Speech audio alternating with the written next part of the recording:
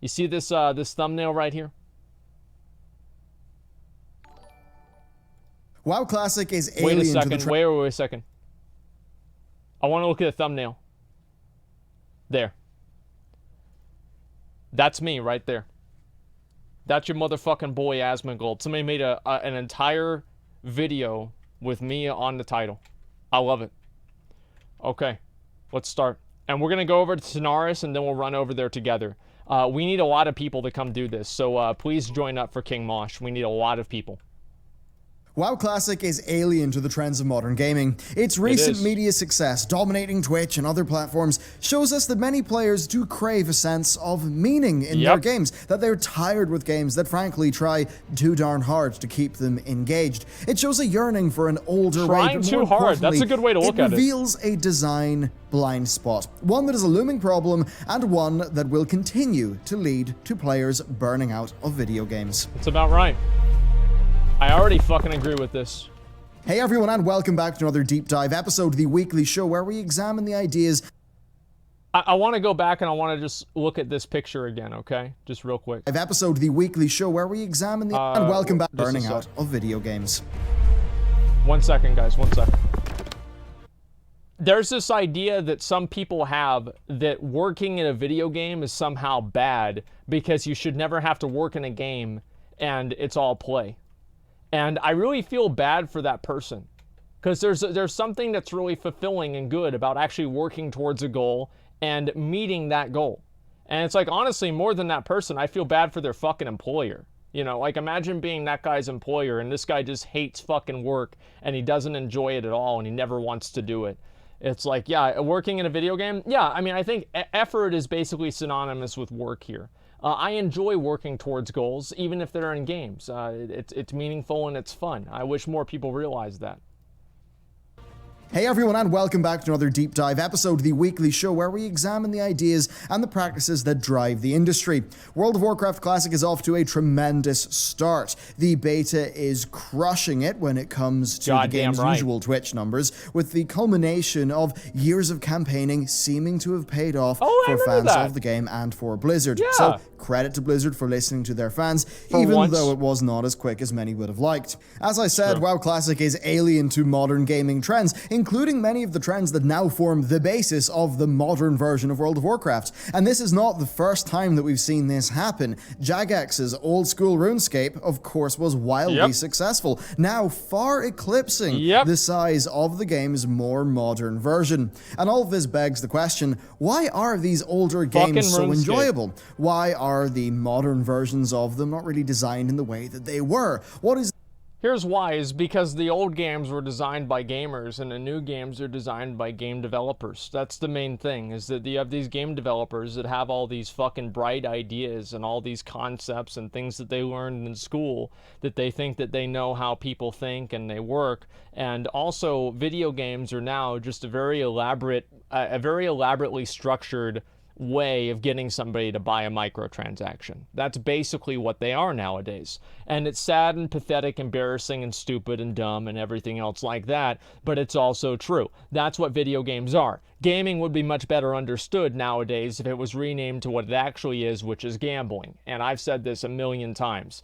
Video games are based around variable reinforcement schedule systems that encourage people to use microtransactions and spend more money on video games than they would normally. It's just embarrassing nowadays that players are treated like children, and that's because they act like children, and oftentimes they actually are. And the people that are older than that are just as stupid as a kid. And that's all this is. Like, gaming nowadays is fucking disgusting. I hate it. And every game that comes out is the same hollow, heartless, meaningless, soulless game as the next one. Who cares about what happens in the next game? It's always going to be the same thing. Nobody ever wants to try anything new. Nobody ever wants to take risks. We all get to see another fucking version of Call of Duty come out that has the same fucking guns, it does the same fucking thing, and it's the same fucking game. Why are you buying it this year? Because this is Call of Duty 2020 and it's not Call of Duty 2019. Why was Blackout so much better than the other games? It wasn't. It was the same game. Like, they just re-release the same content over and over. There's no new ideas, and Blizzard is no stranger to this, because at BlizzCon 2019, basically the two most anticipated games from Blizzard right now are a game that came out 15 years ago, World of Warcraft, and a game that came out 20 years ago, Warcraft 3. There's no original thought anymore, because people can't, the prophets can't predict original thought. Like, so you don't, yes, it's the same reason with like movies, right? Like, you don't see people taking risks in movies hardly anymore. They're always rebooting something. Oh, let's see if we can, squeeze the last bits of life out of the Lion King by having, instead of Simba, let's just have a CGI lion and call him Simba, and he's going to be the new Lion King. And let's have Aladdin, and we're just going to make Aladdin with a live-action movie. Well, fuck making a new movie. No, we're not going to do that anymore. And it's not like new movies don't do well. Look at Frozen. Frozen did amazing. I didn't watch it, but there's a lot of 9-year-old girls that fucking loved it. Still mad about The Lion King? Because it's literally a lion. Like, you could probably, whenever The Lion King comes out, you could have David Attenborough narrate over the entire thing, remove all of the dialogue, and it would probably be a better documentary than half of the shit that's on, like, CBS or whatever the hell. Like, it's embarrassing. The core of what makes people feel good about playing games. Yeah. Well, for that, I'll need my copy of Ray Dalio's Principles. It's one of my favorite books, and yes, I am bringing a business management book from a hedge fund manager into a gaming video. Work Principle 2, cultivate meaningful work and meaningful relationships. Is there any game besides Classic WoW that emphasizes that more? Like this right here. This is what we've been waiting for. This is what we've been waiting to see for years. OSRS? Yeah, OSRS is another good example.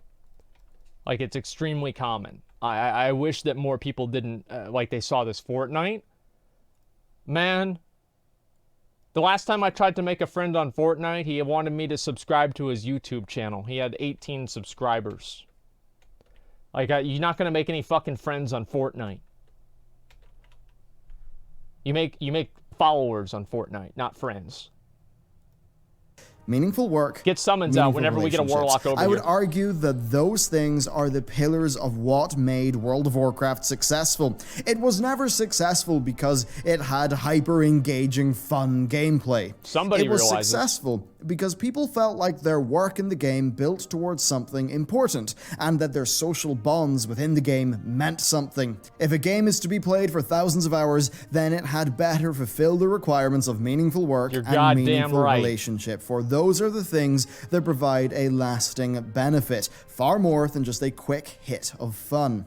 Make no mistake, much of classic World of Warcraft is work. Now, what is work anyway? Really, it's not work, is just it's a chore. Doing something, typically for some value in return, be it gardening for happiness, crunching numbers at work for dollars, or tidying the house for peace of mind. We humans, we are beasts of burden. We crave meaningful work.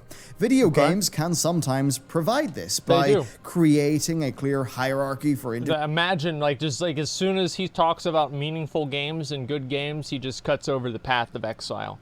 Well, I wonder if that was an accident or not. Think about that. Individuals to progress up, as well as by providing numerous paths of progression. All things that allow for that feeling of meaningful work. Just, you know, unlike the work of your day job, it's actually work that's designed to also be a bit more fun and a bit more engaging. Imagine having fun. And you'll soon see how this ended up backfiring on Blizzard.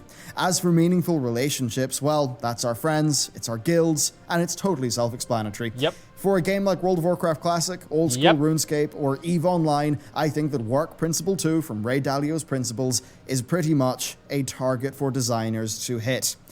Here's where things can go wrong. Indeed, it's where Blizzard and where Jagex seem to have went wrong with the modern versions of their games. RuneScape 3. Instant gratification brain drugs. Okay, modern games, more and more, are designed to give you a quick hit and to be attention grabbing, to give you a really fun 15 minutes you can quickly grab. As time has went on, games have incorporated far more instant gratification mechanics, things like achievements, faster leveling times, more streamlined systems with a super clear path to victory. Modern World of Warcraft is a game about instant gratification at worst. It still does have many great elements. It's all about instant gratification. That's what it's always been about. And it's like, that's why they have all these like literal pop-ups. Like I forgot like really where this was, but I remember them calling the Mythic Plus cache a jackpot as like a placeholder name. It was like a jackpot or like a sweepstakes or something like that. It's just insane, and I don't know really how this is going to happen, but it's extremely annoying, and I don't really know what exactly to do, because there are so many people that like this, and I don't know how to get them to come over to the right side. Yeah, I fucked up hard. Yeah, they sure did, man. It's awful.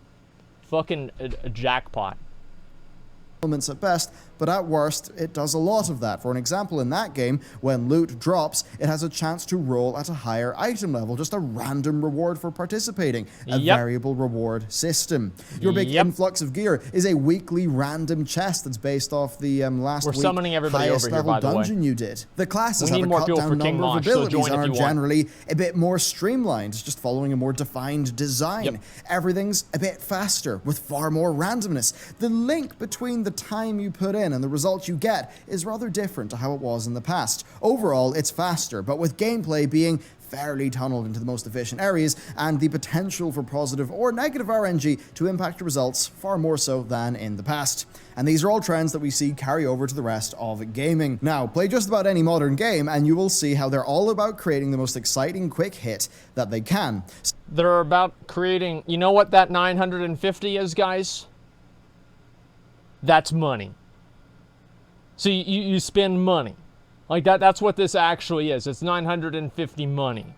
Now, that's what it's all about, is like convincing some 12-year-old that has 18 different disorders and he actually doesn't have any of them. It's just his mom is a very bad parent and just takes him to the doctor to rationalize why their kid keeps fucking up every day.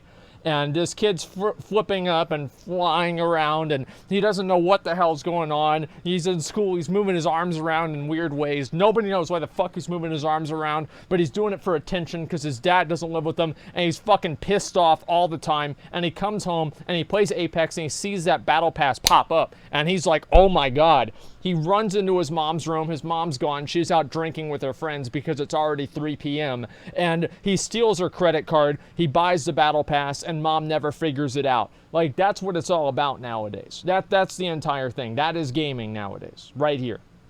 The battle pass, the money, it's disgusting. Something you'll notice is how they try to grab you in and how quickly they tend to do that. It's often through fast initial progression, various bonuses, that sort of thing, you know, essentially a highly juiced progression system that's front-loaded, plus longer-term consistent rewards such as Overwatch's loot crates. Why lean so hard into these things instead of just the core gameplay being its own reward? Money. Well, that's more why. so than ever, games are competing for watch time. They're competing against each other. They're competing against Netflix. Companies are going for grand mono-game live service plans that hook you for an extremely long period of time. You get the picture. More than ever, we are constantly bombarded and overstimulated by things that are trying to worm their way into our brains. And really, here's the fundamental issue that we come up against here. One that may explain how many gamers often feel these days. That strange feeling of being excited about a game, you know, playing it for maybe 10 hours, and then just having the glass shatter with all motivation dissipating. I'm sure you've all felt that. That's exactly right. I've felt that with so many fucking games. I'll want to play it, and then I'll play it, and I'll be like, this sucks, I don't care.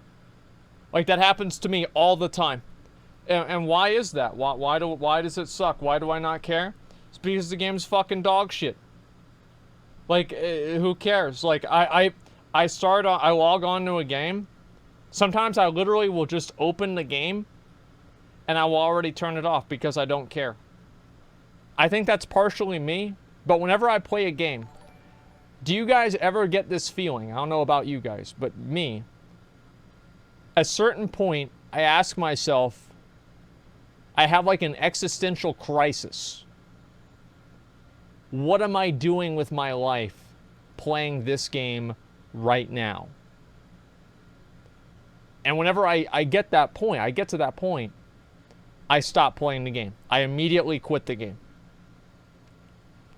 Like that's all it really comes down to. Like I quit the game immediately because I don't care about it. And that's really what it comes down to. I just don't care about it.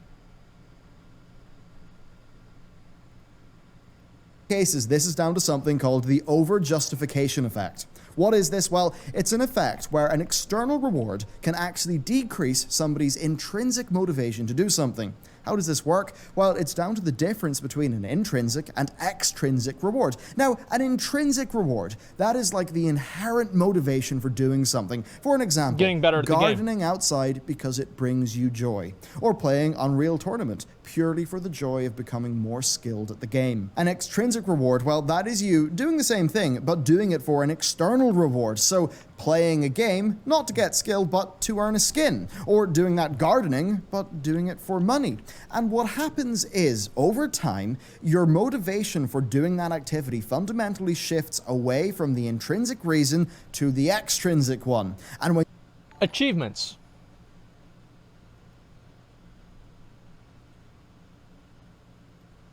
you run out of extrinsic rewards to earn, then the intrinsic motivation more often than not, does not come back, and you end up losing motivation entirely.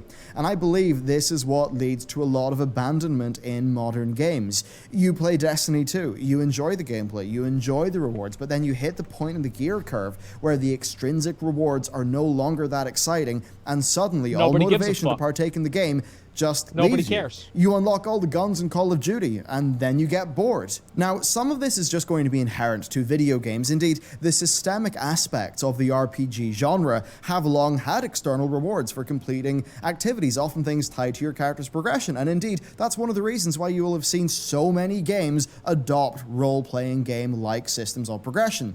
Now, a degree of this is inevitable, but what's happening is that the extrinsic rewards are being pushed further and further and further. Taking it back to World of Warcraft, it's not enough in Battle for Azeroth to defeat a boss and have a chance of getting gear. No, you have a chance of getting gear, and then that gear has the chance to roll at a higher quality level, so you can get another little yip yip wahoo of excitement. It's not enough to slowly work towards earning some gear. Instead, you've got to log in, and you've got to find the game littered with world quests that will definitely give you gear, and a big checklist of high time efficiency rewards and weeklies to do. Yet, once you're through your daily lot, often the motivation to continue playing just dissipates wholesale. And I would argue that World of Warcraft right now is largely experiencing the negative effects of having highly juiced extrinsic rewards. You know, it's flogging a dead horse. It's squeezing, like juicing an orange, and then putting the pulp of the orange back in the juicer, trying to get more. At some point, it just doesn't work. The over-justification effect, I believe, is an impending problem for the industry, especially... You guys think that's true? Like, WoW has too many extrinsic rewards? Like, I don't know. I don't know if that's true or not. What do you think? Yes? I like having a lot of really cool rewards in the game. But yeah, I mean, maybe we're at the point where there's just so many different reward structures that people just get overwhelmed. And I think that it's really like... This is like a secondary problem to WoW. And I think it's a primary problem for a lot of other games, but like the main problem for WoW is there's just like no socialization. So like even if you have like all these really cool mounts, like that's why I think the mount offs are so popular, is because people get to watch the mount offs and see all these guys with really, really badass mounts and everything, and that person gets to show off that thing that they have that they never really get another chance to. And back in like vanilla BC Wrath, if you had a mount or like a really cool like set of armor, everybody would see that and they'd know that you're better than they are. But nowadays it's not the case, and I think that's really what the what's missing is, even if you have the extrinsic rewards, you need to have a place to show those off, and WoW doesn't really have that anymore because there's so many of them. Every single one is watered down. Especially now that more games have shifted over to being live services that are almost predicated by the need to have a week after week extrinsic reward for you to get. Yep. Now, why do this? Are designers stupid? Do they not understand? Hell no. They are smart people and they do understand, but in many ways I feel like they're forced into it. So why, especially when there are clear long-term... I don't think that a lot of the designers really do know what they're doing. At some points, it's not... Would other designers do a better job? The real question is, could a random group of people do a better job? Just open up the phone book and take the top 50 people and say, hey, here you go, design the game. And I think that half the time, it'd probably end up better than where we started. Downsides to such an over-the-top method of rewarding players and getting them to play your game. Well, the thing is that those highly juiced extrinsic reward systems, they're great at grabbing players' attention, giving them instant gratification, and giving them a strong initial experience. In World of Warcraft, you know, you hit max level and you quickly get a whole bunch of gear. It's exciting. Fun. In Destiny, you know, you hit the soft cap, you get a bunch of gear, it's fun. Super a designer exciting. may know that they can't push that system too far, but they also know that they are in competition with games that will push as hard as they can with instant gratification. In the battle for watch time and initial success, you've got to use every single trick in the book, and that's why I think a lot of designers feel pigeonholed into using these systems. Now, contrast it to Classic WoW or to RuneScape 2007. Back in Classic, well, it was just very slow. You know, bosses dropped less loot, but there was no RNG past the bit of loot dropping. Same goes for leveling, it was slow. Dungeons, it was all a lot slower. All of that. People, they act like it's different. It's not different between like then and now. Oh, well, but you know, you want to have the bosses just drop all the loot every time. You just don't want any RNG. Titan Forging's fine. What do you mean? We always had RNG. You know, imagine thinking that it's anywhere in the same fucking universe for you to have a binary drop or doesn't drop versus did it drop? Did it Titan Forge? Did it Warforge? Did it Titan Forge 2? Did it Titan Forge 3? Did it have a socket? Did it have the tertiary? Did it have them all at the 3 times? No, it didn't? Well, fuck you. Do it again next week, idiot. That's the way it is. Yeah, it's like, imagine, it's like the difference between it's the difference between like an 8% drop chance and a 0.000000000. I might be right, honestly. 8% drop chance. Like, it's insane. Diablo 3 is the best example of instant gratification. Well, exactly. You start playing Diablo. Do like this. You hit somebody for like 7. It's like, wow. You get up to 70. Now you're hitting for 7 trillion. It's like, man, my damage sucks. Imagine that power growth curve. You get your full set in like maybe 20 hours of gameplay. That's it. Now what? Now you're just farming for the same fucking bullshit over and over. Diablo's the worst offender of this. And let's see how's Diablo doing right now on Twitch or on Twitter. I don't even, you know, who cares? Everybody knows Diablo's dead. I don't need to prove it. That stuff. It was a slow burn, and the social dynamics were totally different. You were locked onto your server with a limited number of people you could play with. The social dynamics mattered a lot more. Guilds mattered a lot more. There were no matchmaking features. Everything was manual, all in a shared world with no sharding. Yep. Extrinsic rewards did exist, and it was a finite game, but the pacing was a good bit slower. And because of the solid enough content and the emphasis and team play, Classic was able to provide what I mentioned at the start of this video as being a pillar of a long-lasting game: the ability to provide and maintain meaningful work and meaningful relationships. Old school RuneScape actually has a massive advantage over... You said you are playing off-stream D3 too, mate. What's up? Diablo 4 life. No, I did not say that. I don't even have Diablo installed on my computer.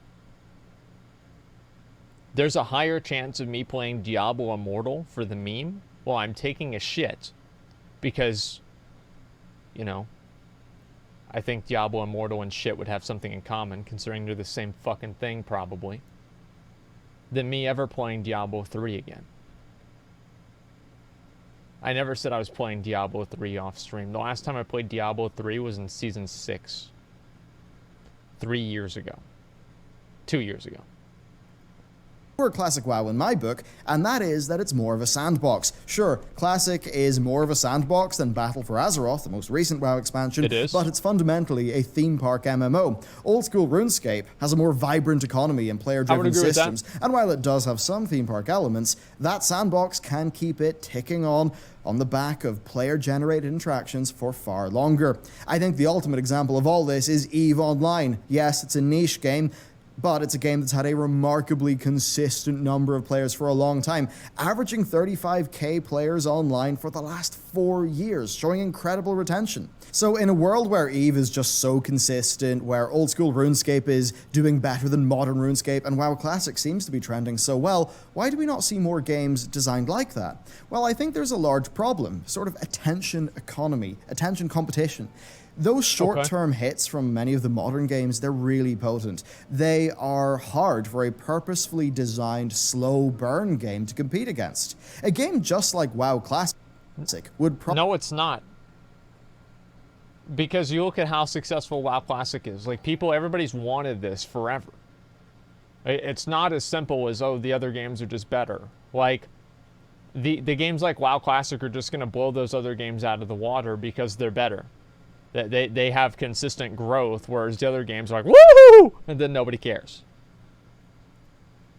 Probably struggle. But the thing is that with WoW Classic, people have already bought into the notion of it because of their history with the game. They're already on board, and the same goes for old school RuneScape. It seems like going to extreme lengths to win the attention economy will often come at the expense of a game's ability to, over the long term, provide meaningful work and meaningful relationships to their players. Now, all of that said, and this might seem a bit grim, but I don't think it's all bad. Classic shows us a hunger for the old, more intrinsically motivated way. Indeed, players seem to be getting tired of being bombarded with all the attention-grabbing, very transparent psychological tricks of many modern titles. Indies certainly do seem to be filling the gap well, and who knows, if WoW Classic continues to do well, perhaps Blizzard will learn. They certainly have suggested that they are paying close attention to WoW Classic and they're thinking about what they can learn from it, and maybe other companies will sort of catch the hint.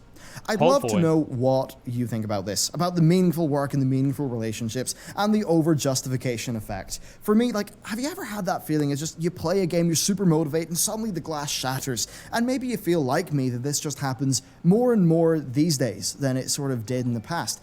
Is that rose-tinted goggles, or is that design trends shifting over time in my and being opinion. more engaging up front, but somehow just losing that long-lasting appeal? I'm not 100% sure on the last point, so please let me know what you think.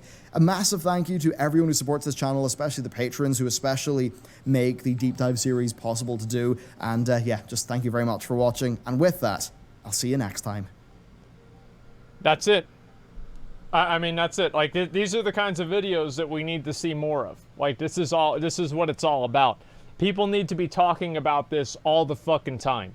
Because this is the core problem with gaming nowadays, is that it's designed with all of these, like, metrics in mind and not with fun in mind. They don't care about fun anymore. Like, Blizzard doesn't care about fun. Activision doesn't care about fun. What are the other ones that don't care about fun? None of them do. Let me give it a like. Yeah, we're going to give it a like. I'll give them a sub, too. Might as well. Why not? Call of Duty is exciting for the... What is this for? For the first 4 months, then it dies off, and then everybody buys the next one. EA doesn't care about fun.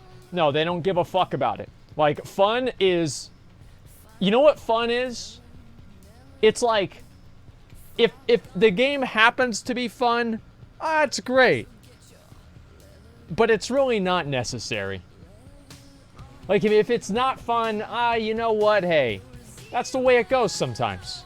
Yeah, that's the way it goes. And please read Donos. Just a second. You should try Tribe. I don't know about Tribe, man. Stop acting Villain TVC were so pure in game design sense. They were made to maximize your time, so you kept paying a subscription. That's why you had to spend so much of your time farming Asmongold for your guild during downtime. I don't really think so. I mean, like, obviously, like... If people weren't enjoying their time doing that, they wouldn't maintain a subscription to begin with. So it's like, that's like circular logic. or it's not circular, but it's like paradoxical. Like, how can you have something that's going to force people into playing a game so they play it longer if they're not enjoying playing the game in the first place? It doesn't make any sense. So no, that's not true at all.